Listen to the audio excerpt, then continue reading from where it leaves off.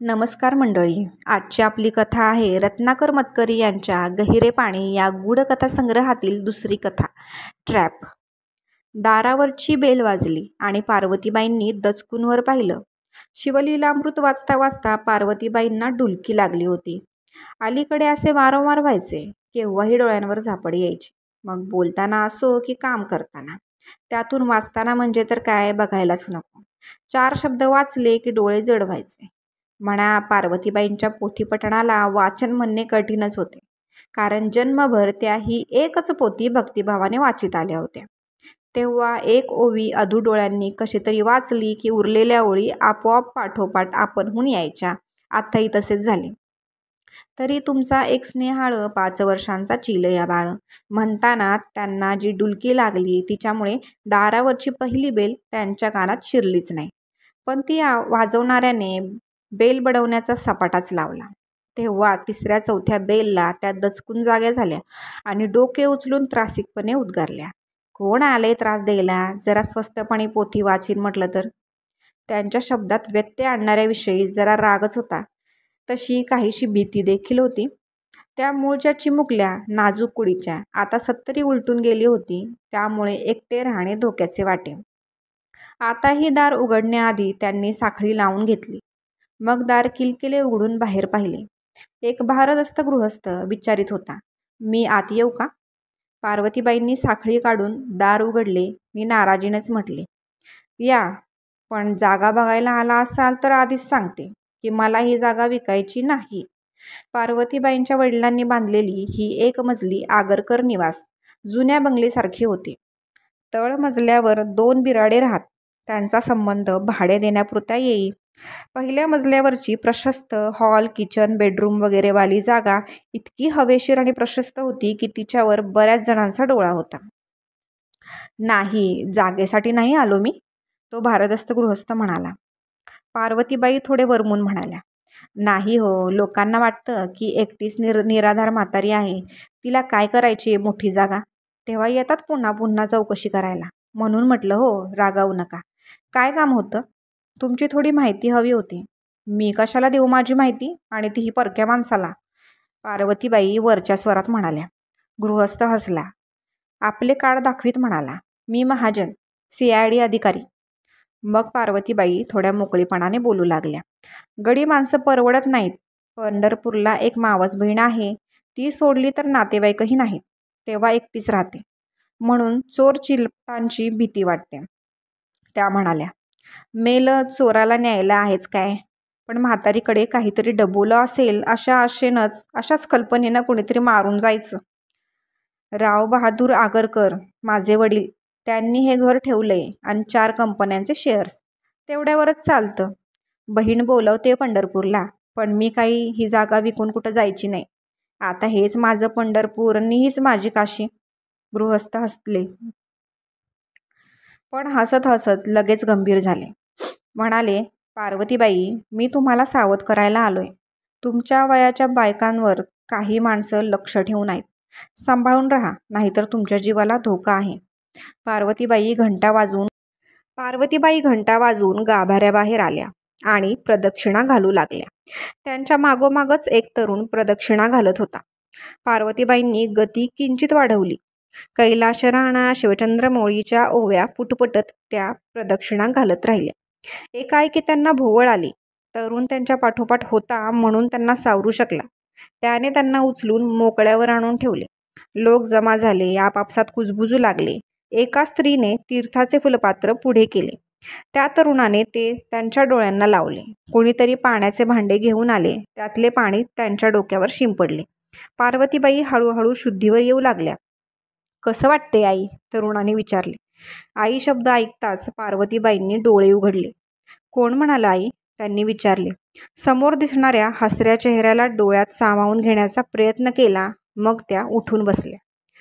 "थोडा वेळ बसूनच राहा आई," तो म्हणाला. "तू आई म्हणतोस तेव्हा फार गोड वाटतं ऐकायला," पार्वतीबाई म्हणाल्या. "आजवर कुणीच मला आई म्हटलं नाही. माझी आई लहानपणीच गेली. का कुणास ठाऊक तुला बघितलं आणि तिचीच आठवण झाली मला. मी एकेरीवर आलो त्याचा राग नाही ना आला?" "राग कसला? आईला कुणी आहो जावं म्हणतं का?" पार्वतीबाई हसून म्हणाल्या. तरुणाने रिक्षा बोलावली आणि पार्वतीबाई नको नको म्हणत असताना त्यांना घरी पोचवायला स्वतः येण्याचा आग्रह धरला. एकटी गेलीस आणि परत वाटेत चक्कर येऊन पडलीस तर, त्याने दम दिला. अशा परिस्थितीत कुणी आपल्या आईला एकटं सोडेल? आगरकर निवासच्या अगदी दारापर्यंत सोडले त्याने पार्वतीबाईंना. दार उघडायच्या वेळी पार्वतीबाईंना आपल्या हातात पर्स नाही याची आठवण झाली. तो हसला आणि म्हणाला, आईसाहेब, मगा विसरत होता पर्स रिक्षामध्ये. मी वेळीच उचलून घेतली म्हणून बरं.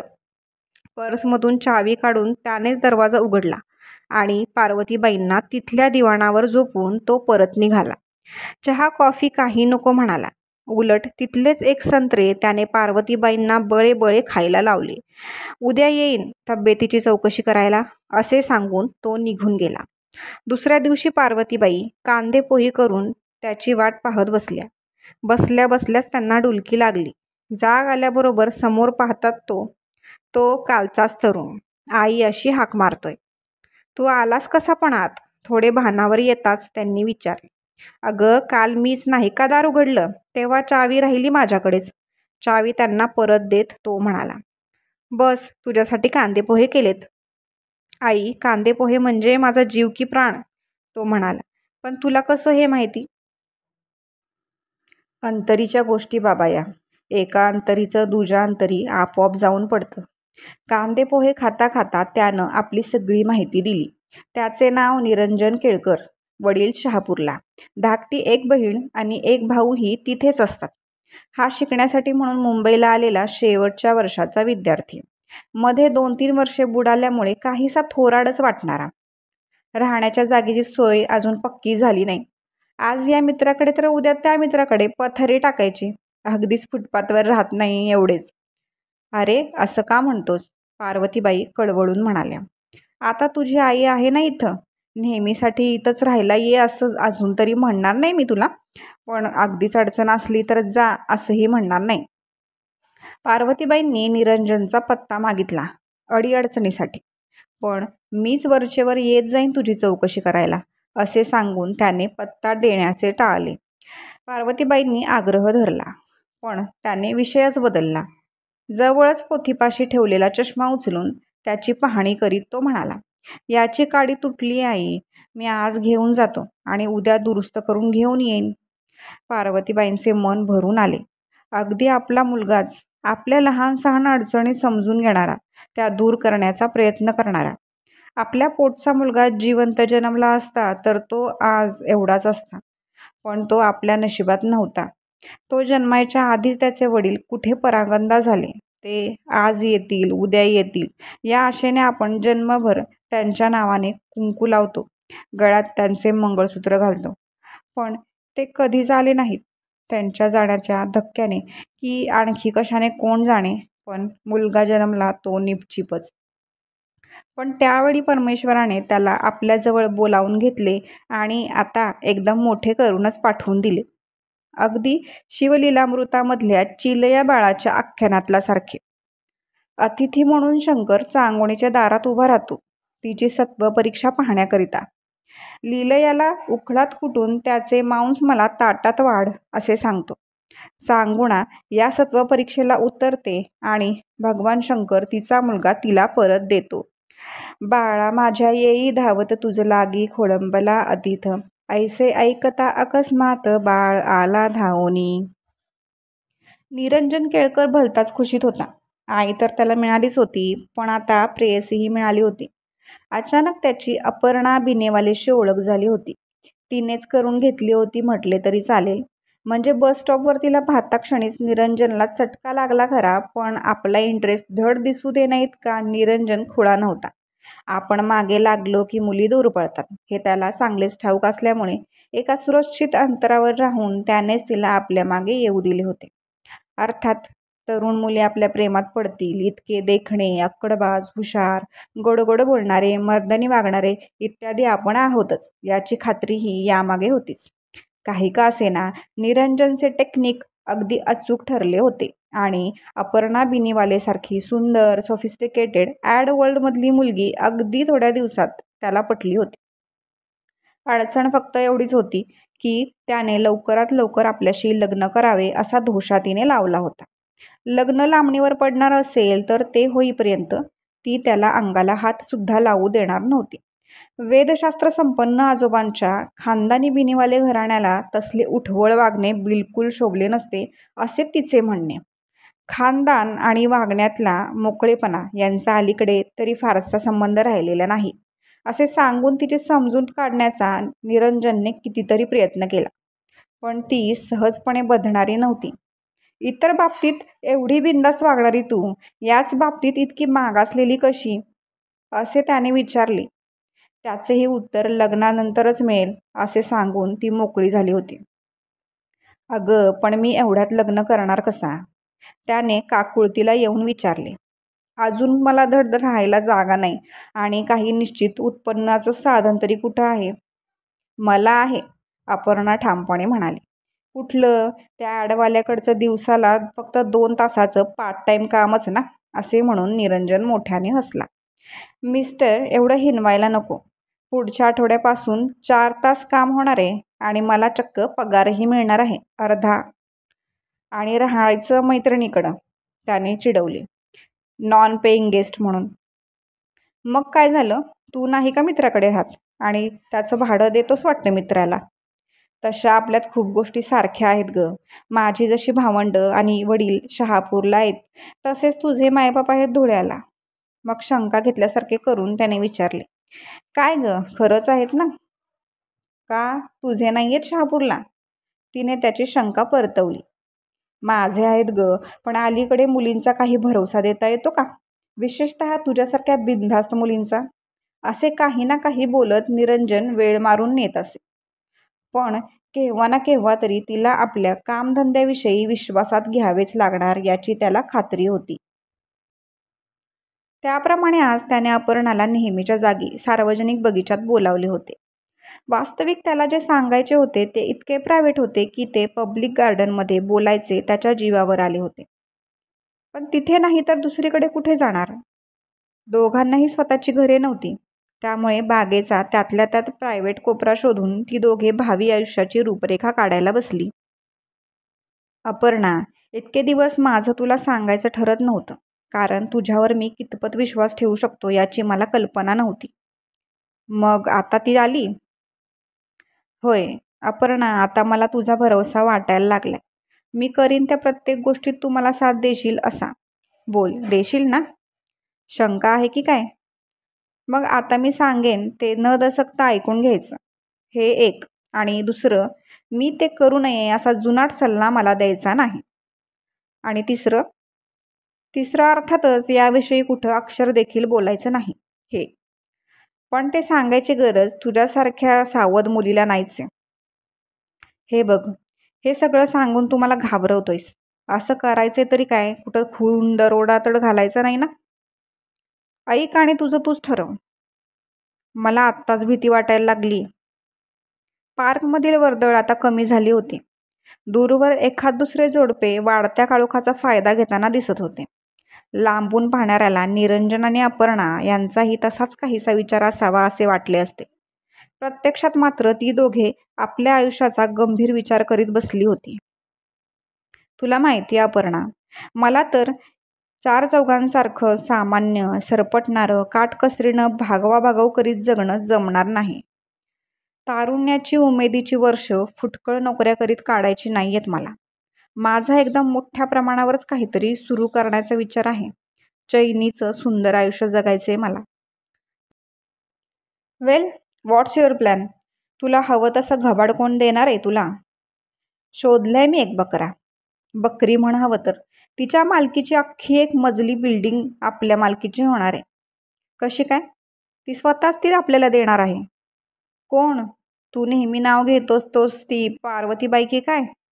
करेक्ट, पार्वतीबाई, माझी आई मानलेली. मी तिला आई मानण्याचा सवालच येत नाही, पण ती मात्र मला मुलगा मानून माझ्यावर मायेचा वर्षाव करते. अर्थात तिच्या मरणानंतर तिच्या या एकुलत्या एक मुलाला म्हणजे मलाच तिचं सारं काही मिळणार. सारं काही म्हणजे ही बिल्डिंग. तिच्याशिवाय दुसरं फारसं काही नाही आहे पार्वतीबाईकडे. पण एकदा ही बिल्डिंग ताब्यात आली की ती पाडून टाकून तिथं नवी 7 मजली इमारत सहज बांधता येईल. मग कोट्याधीश बनेन मी. तुझे हे 7 मजली मनोरे ठीक आहेत रे, पण त्यासाठी आधी बिल्डिंग हातात यायला हवी. येत्या आठवड्यात विल करून घेतो की नाही बघ मी त्या म्हातारीकडून. मरणानंतर सारं काही निरंजनच्या नावे होईल असं. मरणानंतर? पण आणखी 20 वर्ष पार्वतीबाई जगल्या म्हणजे? मग बुड्ढा कोट्याधीश थेरड्या माझ्याशी लग्न करणार. कोणी सांगितलं तुला? आणखी 2 आठवड्यात पार्वतीबाई मरतील. बघशील तू. फक्त 2 आठवड्यात. कशा काय? आपण मारणार आहोत त्यांना. आपण? अपर्णाच्या अंगातून भीतीची शिरशिरी गेली. हो आपण. तू आणि मी. नाही नाही, ती परत जायला उठत म्हणाली.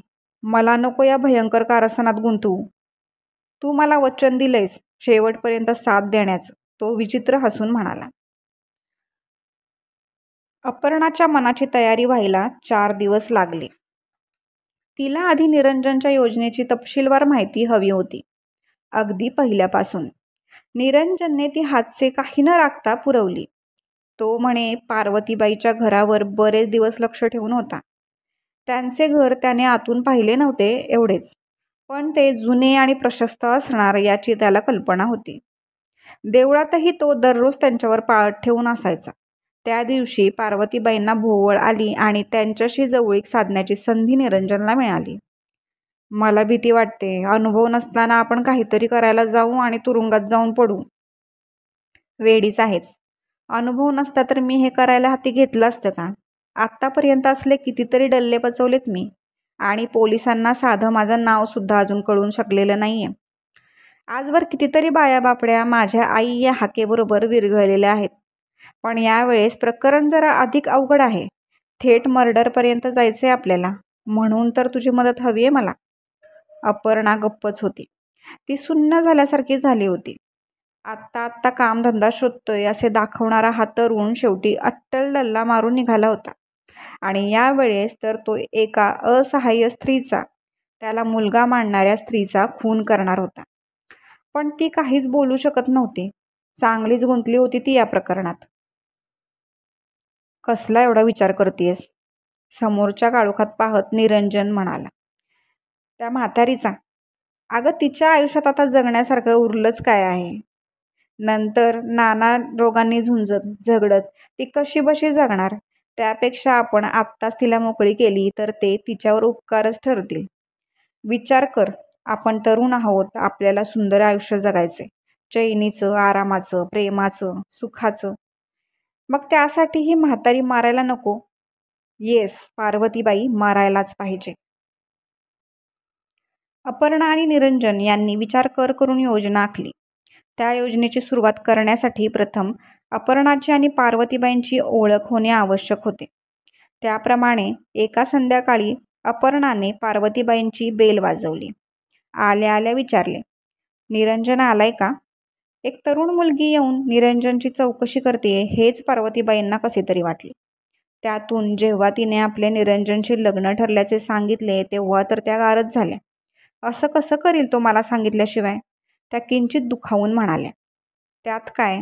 अपर्णा बेफिकिरीने म्हणाली. नसलं सांगितलं अजून तर सांगेल, यायचाच आहे तो इथं, तेव्हा विचारा त्यालाच. मला नाही असं आवडत, पार्वतीबाई नाराजीने म्हणाल्या. माझ्या नकळत परकी माणसं आजूबाजूला वावरायला लागली की मला गोंधळल्यासारखं होतं. आपल्याला म्हातारचं तर नाही ना लागला असं वाटायला लागतं. आता माझा भरवसा दोघांवरच. एक तो सांब सदाशिव आणि दुसरा माझा निरंजन. त्या उठल्या. अंधारल्यामुळे अधिकच उदासवाणे वाटत होते, म्हणून त्यांनी दिवा लावला. तोंडाने कारुण्य सिंधू भवदुःखहारी तुझविण शंभो मज कोण तारी असे पुटपुटत हात जोडले. तेवढ्यात निरंजन आला आणि त्यांना वाकून नमस्कार करू लागला. अरे मला कशाला, असे म्हणत त्या मागे सरल्या. निरंजन आपले भाऊक डोळे त्यांच्यावर लावून म्हणाला. अगं, दिवे लागणीला तू देवापुढं हात जोडताना दिसलीस. तुला नमस्कार केला की तो साक्षात देवाकडेच पोचायचा, खरं की नाही? ही कोण तुझ्याकडे आलीये बघ. त्याला अपर्णाकडे नेत पार्वतीबाई म्हणाल्या. तुझ्याशी लग्न ठरलंय सांगते. खोटं आहे ना ते? तसं अगदी खोटं नाही म्हणता येणार. बऱ्याच साखर पेरणीनंतर निरंजन म्हणाला. तूच परवा म्हणालीस ना तुला सूनमुख बघायचे म्हणून. तेव्हापासून लग्नाचे विचार यायला लागलेत माझ्या मनात. अर्थात तुझा विचार घेतल्याशिवाय कसं ठरवीन मी काही. लग्न करायला हरकत नाही रे. आपला त्रागा विसरून पार्वतीबाई मायेने म्हणाल्या. पण ही मुलगी जरा अल्लडच वाटते. जरा? अगं भयंकर अल्लड आहे ती. पार्वतीबाईंची री ओढत निरंजन म्हणाला. व्यवहाराची काडीची अक्कल नाहीये तिला. पोच कसा तो बिलकुल नाही. ही काय करणार संसार? कप्पाळ. एक मात्र खरं, तिचा माझ्यावर भारी जीव आहे. माझ्या सांगण्याबाहेर नाही ती. पार्वतीबाईंचा सगळा विरोध मावळून गेला. त्या म्हणाल्या, अरे लागेल वळण हळूहळू. ते काय एकदम येतं? तुझ्यावर जीव आहे ना तिचा, तेच महत्त्वाचं. बघ बुवा, तू तिला शिस्त लावायचं मनावर घेतलं असशील तर तयार आहे मी हिच्याशी लग्न करायला. निरंजन शहाजोगपणे म्हणाला. अपर्णा ओठांच्या कडेतून हसत होती. आणि अशा रीतीने अपर्णाचा पार्वतीबाईंच्या घरात शिरकाव झाला. 2-3 दिवसातच निरंजनने पार्वतीबाईकडे विलचा विषय काढला. खरे तर त्याची सुरुवात अपर्णानेच केली. आई, ती म्हणाली, निरंजन लग्न करायचं म्हणतोय खरा, पण लग्न करून आम्ही राहणार कुठं? अगं एवढंच ना, पार्वतीबाई तत्परतेनं म्हणाल्या. मग लग्न लागलं की सरळ इथंच या की तुम्ही राहायला. निरंजन एकदम गंभीर झाला. आम्ही ढीग येऊ इथं राहायला, तू असेस तवर. पण तुझ्यानंतर कुणीही येऊन आम्हाला हुसकावून काढलं तर रस्त्यावरच येऊ की नाही आम्ही? कुणी नाही तुम्हाला हुसकावून लावत, पार्वतीबाई म्हणाल्या. शंकराचं नाव घेऊन सांगते की जे जे माझं आहे ते ते माझ्यानंतर तुझंच होईल. पण तसं स्वच्छ लिहूनच दिलं तर बरं, अपर्णाने सुचवलं. म्हणजे तुम्ही नका लिहायची तस्ती घेऊ. हा आणील सॉलिसिटरकडून कागद तयार करून. तुम्ही फक्त सही करायची की झालं. सही या शब्दाने पार्वतीबाई दचकल्या. म्हणाल्या, म्हणजे मी मृत्यूपत्र करायचं की काय? भलतं सलतं काही बोलू नको साई. तुझ्या मृत्यूची आम्ही कल्पनासुद्धा करू शकत नाही, असे म्हणून निरंजनने त्यांना मिठी मारली. असे म्हटले तरी 4च दिवसात निरंजन सॉलिसिटरकडून पार्वतीबाईंचे मृत्यूपत्र आगरकर निवास सकट सारे काही त्याच्या नावाने ठेवणारे घेऊन आला. काडीमोड झालेला पार्वतीबाईंचा चष्मा त्याने स्वतःच दुरुस्त करून आणला होता. तो त्यांच्या डोळ्यावर घालून त्यांच्या हातात फाउंटन पेन देऊन तो म्हणाला, आता कर सही. सही करता करता पार्वतीबाई मध्येच थांबल्या. मला बरं का निरंजन, तुझा हा मी मृत्यूपत्र करावा हा नाद अगदी पोरकट वाटतो बघ. निरंजन हळवा होत म्हणाला, असू दे माझा नाद पोरकट. पण मला आपलं मनापासून वाटतं की जर आमच्यावर दैवाचा कोप झाला आणि देवानं तुला उचलून नेलं तर निदान तुझं नातवंड तरी या घरात खेळावं. तुझे शेअर्स, भांडीकुंडी सारं धर्मादाय होऊन चोरा चिलटांनी नेण्यापेक्षा तुझ्या मुलाचा संसार. त्याला मध्येच हाताने थांबून पार्वतीबाई सही करू लागली. त्यांचा हात थरथरत होता. त्यांना आधार देण्यासाठी निरंजन त्यांना बिलगून उभा राहिला. अपर्णाला मोह आवरला नाही. तिने पटकन आपल्या पर्समधून कॅमेरा काढला आणि खचाक केले. फ्लॅश पडता क्षणीच निरंजनने तिच्यावर झडप घातली. तिच्याकडून कॅमेरा घेऊन त्यातला रोल काढून टाकीत तो फुसकारला. तुला काही अक्कल आहे का? फोटो कशाला काढलास? अरे बरंच झालं असतं काढला असता तर, पार्वतीबाई म्हणाल्या. मी तो चांगला चांदीच्या फ्रेममध्ये घालून ठेवला असता. तेवढाच आल्या गेल्याच्या नजरेला पडला असता. तेच नकोय मला, निरंजन संतापातच म्हणाला. पार्वतीबाईंनी चमकून त्याच्याकडे पाहिलं. तशी मूळचे प्रेमळ बेअरिंग परत घेत तो म्हणाला, अगं नजर नाही का लागणार अशानं लोकांची आपल्या प्रेमाला. पार्वतीबाईंनी सही केलेले विल लखोट्यात घालून लखोटा खिशात ठेवीत तो म्हणाला, छान, आता हे विल पक्क झालं. तुला आई आता कसली काळजी नको. शेवटपर्यंत आता तुझं सारं काही व्यवस्थित होईल. एवढंही कर्तव्य मी पार पाडू शकलो नसतो तर तू मला मुलगा मानलंस त्यात अर्थ तो काय राहिला असता. पार्वतीबाईंचा स्टोव आता त्यांच्यासारखाच म्हातारा झाला होता. कधी पेटायचा नाही तरी कधी गप्प बसायचा. त्याच्याशी 4 हात करून चहा करायचा म्हणजे तासभर लागायचा. निरंजनच्या हे लक्षात येताच त्याने गॅस घ्यायचा प्रस्ताव मांडला. गॅस सोयीचा असतो हे पार्वतीबाईंना आधी ठाऊक नव्हते असे नाही, पण तो मिळण्यात हजारो कटकटी असतात असे त्यांच्या कानावर आले होते. अर्थात आता ती जबाबदारी त्यांचा मुलगा घेणार होता, म्हणजे त्यांना काळजीचे कारण नव्हते. आणि काय चमत्कार, 2 दिवसात कुकिंग गॅस पार्वतीबाईंकडे येऊन पोहोचला सुद्धा. त्याच्यावर काही मिनिटातच चहा करता येतो याचा इतका आनंद पार्वतींना झाला की त्या येता जाता गॅसचे आणि निरंजनचे कौतुक करू लागल्या.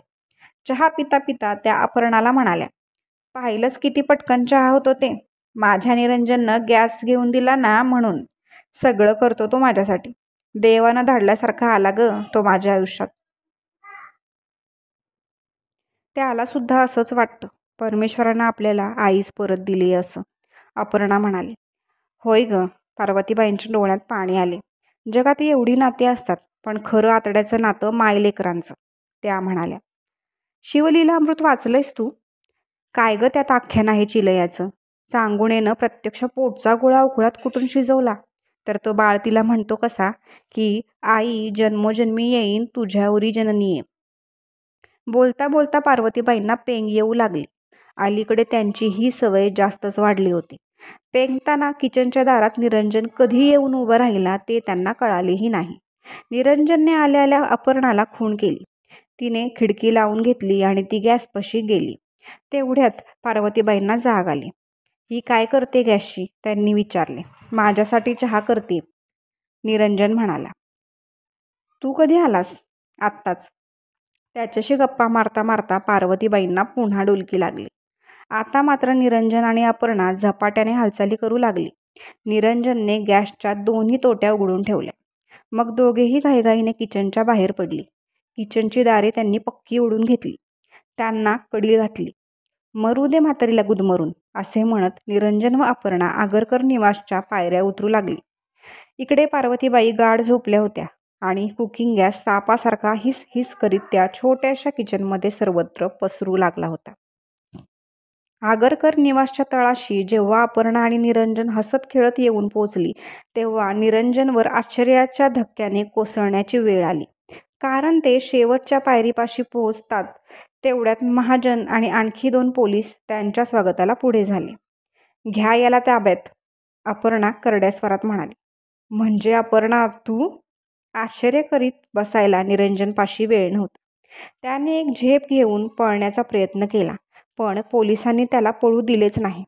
थोडा वेळ झटापट झाली, पण पोलिसांच्या मगर मिठीतून सुटणे निरंजनला अशक्य होते.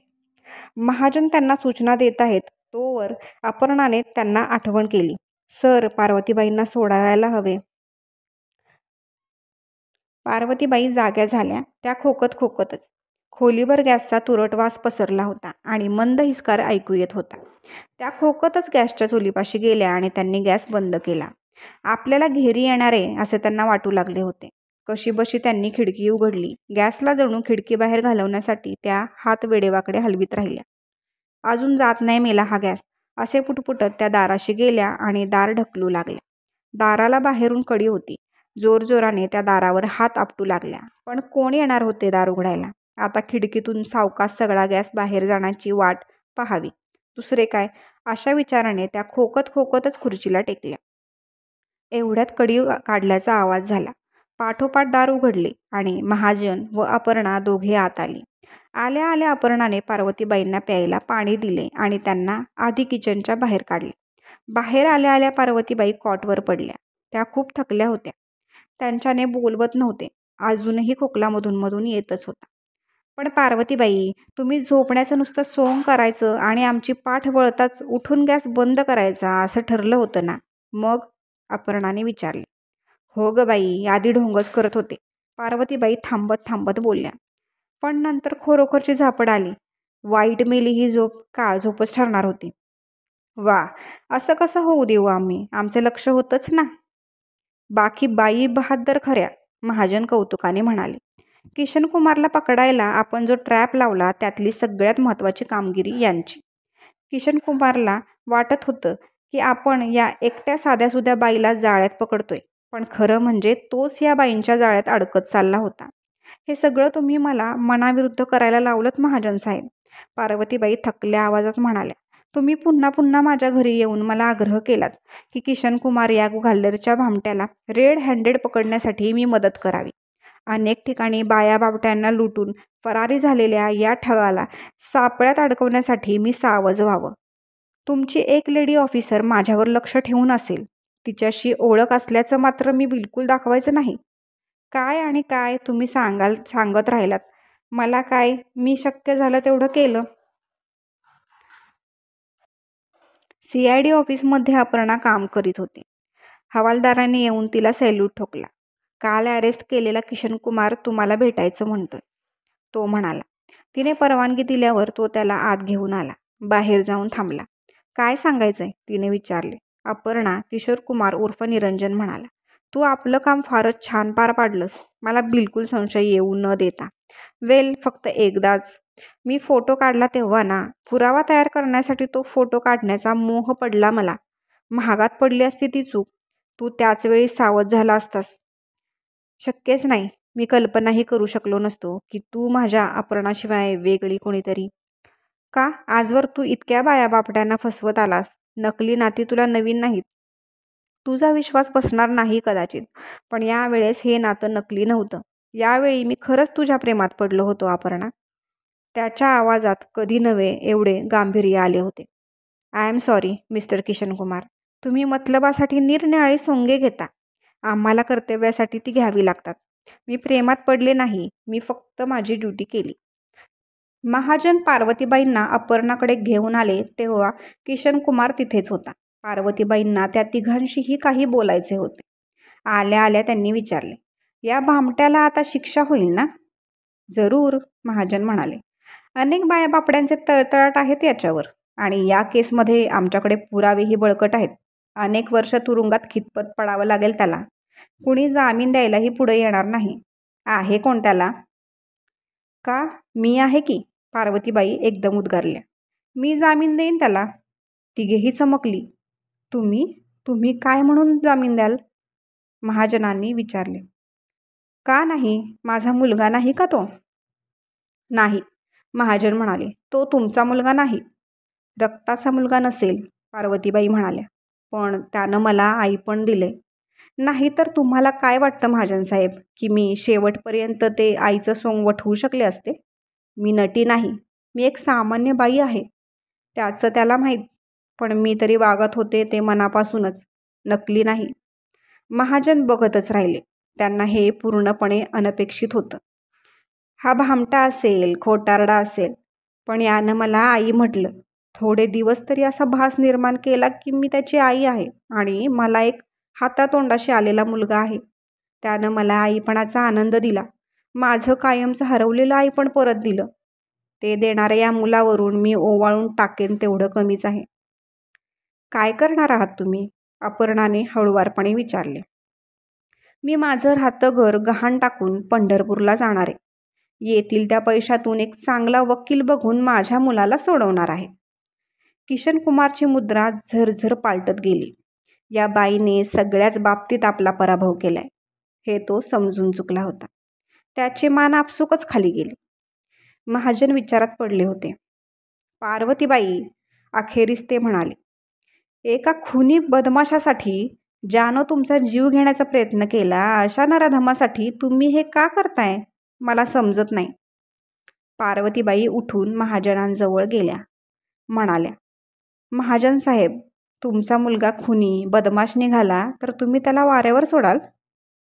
ठीक आहे, तो वाया गेलाय, तरीही तो माझा मुलगा आहे. मी त्याला कायम मुलगाच मानेन. मी त्याला पकडून दिलं, मीच त्याला सोडवीन. मनावरच्या ताणाने पार्वतीबाईंचे भान हरपू लागले. त्या चिलयाख्यानात शिरल्या. निजसत्वाचे उखळ धरिले धैर्याचे करी मुसळ. निरंजन पुढे झाला आणि खाली कोसळू पाहणाऱ्या पार्वतीबाईंना त्याने सावरले. म्हणाला, शांत हो आई, शांत हो.